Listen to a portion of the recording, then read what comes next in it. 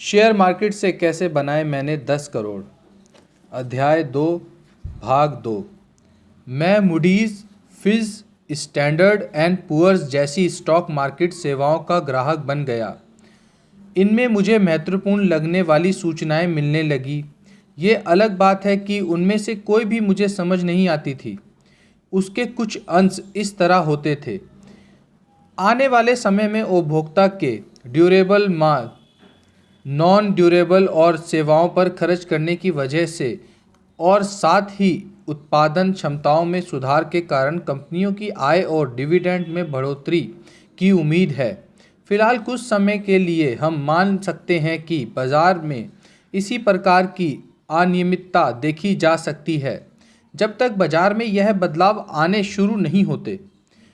ब्राइलैंड की तरह कौन सा स्टॉक ऊपर चढ़ने वाला है, यह छोड़कर सेवाएं बड़ी ही प्रतिष्ठित, आकर्षक और जो मैं जानता था सभी बताती थी। जब मैं इन्हें पढ़ता था तो मेरी जिज्ञासा बढ़ जाती थी। मैं जानना चाहता था कि अन्य स्टॉक मार्केट सेवाएं क्या कहती हैं। मैंने अखबारों में देखा कि कनाडा की तरह यहाँ भी इन सेवाओं की $1 में 4 ट्रायल प्रति ली जा सकती है। जल्दी ही मैं सभी विज्ञापित सेवाओं का ट्रायल ग्राहक बन गया था। मैं दैनिक अखबार, आर्थिक कॉलम, बुक जैकेट्स में से कॉलम काटकर रखता था। जब भी मैं कोई नई वित्त सेवा का विज्ञापन देखता था तुरंत ही अपना $1 उसमें लगा देता था। जब भी वित्तीय सेवाओं की प्रीतियाँ आती थी मुझे हैरानी होती थी कि ये आपस में विरोधाभास रखती थी।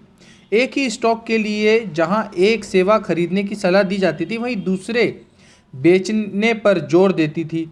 मैंने यह भी देखा कि यह सलाह या सिफारिश हमेशा ही गैर जिम्मेदाराना तरीके से की होती थी।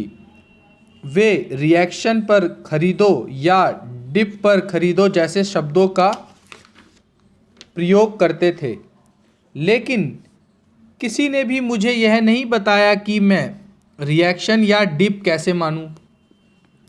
इन सबको नज़रअंदाज करते हुए मैं लगन से इस उम्मीद में इन्हें पढ़ता रहा कि शायद ऐसे किसी स्टॉक को जान सकूं जो लगातार बढ़ता जाता है। एक दिन एक ऐसी सलाहकार संस्था जो वर्ष में केवल 5 या 6 बार ही सूचना देती थी, मैं एमर्सन रेडियो का विश्लेषण करते हुए एक बढ़िया खबर बल्कि लगभग पूरी किताब ही छाप दी। उसमें उन्होंने इस कंपनी की तुलना एक विशाल कंपनी RCA से की थी। उन्होंने एमर्सन की पूंजी नीति, सेल्स वॉल्यूम, टैक्स से पहले और बाद के लाभ, प्रति शेयर लाभ, प्राइस अर्निंग रेशियो की तुलना आदि को विस्तार से बताया था। मुझे पूरी बात समझ में नहीं आई, लेकिन मैं अपने विद्वतापूर्ण शब्दों और विश्लेषणात्मक तुलना से बहुत प्रभावित हुआ।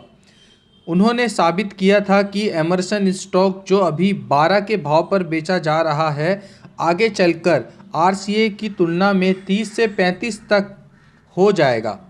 मैंने एमर्सन खरीद लिया। मैंने 12 सही 1/2 में इसे खरीदा। जिस तरह से उस आकर्षक पत्रिका में इसकी कीमत 35 तक बताई थी उस हिसाब से मुझे ये काफ़ी सस्ता सौदा लगा। लेकिन हुआ क्या, यह आग की तरह बढ़ने वाला स्टॉक अचानक गिरना शुरू हो गया। हैरान परेशान होकर मैंने इसे बेच दिया।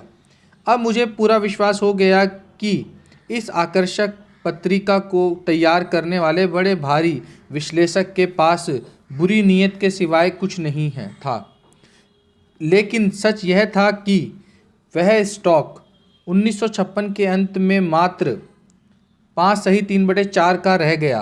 इस दौरान वॉल स्ट्रीट में काफ़ी समय से लोगों की जुबान पर चली आ रही लेकिन मेरे लिए बिल्कुल नई एक कहावत मैंने सुनी, आप मुनाफा काटने पर कभी दिवालिया नहीं हो सकते हैं। मैं इससे बहुत प्रभावित हुआ और इसे आजमाने के लिए बेचैन हो उठा और मैंने वैसे ही किया भी। फरवरी 1955 में केसर एल्युमिनियम उत्कृष्ट शेयरों में से एक था।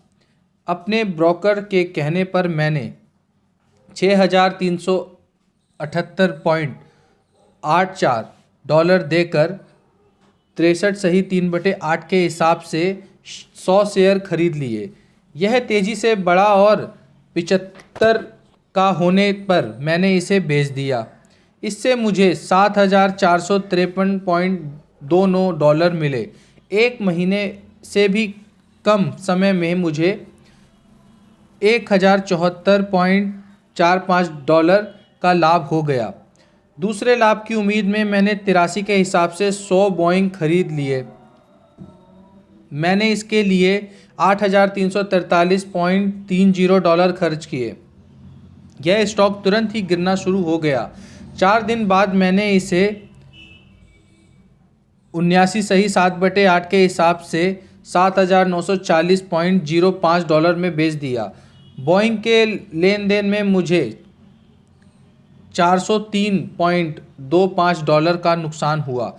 इस नुकसान की भरपाई के लिए मैंने अप्रैल के पहले सप्ताह में मैग्मा कॉपर खरीदा। यह 89 सही 3/4 पर बेचा जा रहा था। मैंने 9,018.98 डॉलर में 100 शेयर खरीदे। जैसे ही मैंने ये शेयर खरीदे इनमें गिरावट शुरू हो गई। 2 हफ्ते बाद मैंने इन्हें 80 सही 1/2 के हिसाब से 8,002.18 में बेच दिया। इससे मुझे 1,016.80 डॉलर का नुकसान हुआ। इस समय तक केसर एल्युमिनियम, जिसमें मैं मार्च के पहले सप्ताह में ही बाहर निकल चुका था, अब 82 का हो गया था। एक सलाहकार सेवा इसे खरीदने के बारे में कह रही थी, इसलिए मैंने एक बार फिर इसकी तरफ मुड़ गया और इसी मूल्य पर 8,243.20 डॉलर के 100 शेयर खरीद लिए। 5 मिनट के बाद ही यह गिरने लगा। ज़्यादा नुकसान के डर से मैंने इसे 81 सही 3/4 में बेच दिया और मुझे 8,127.59 डॉलर मिले। इसका मतलब 5 मिनट की ट्रेडिंग में मैंने 1,015.61 डॉलर का नुकसान किया, जिसमें कमीशन भी शामिल था।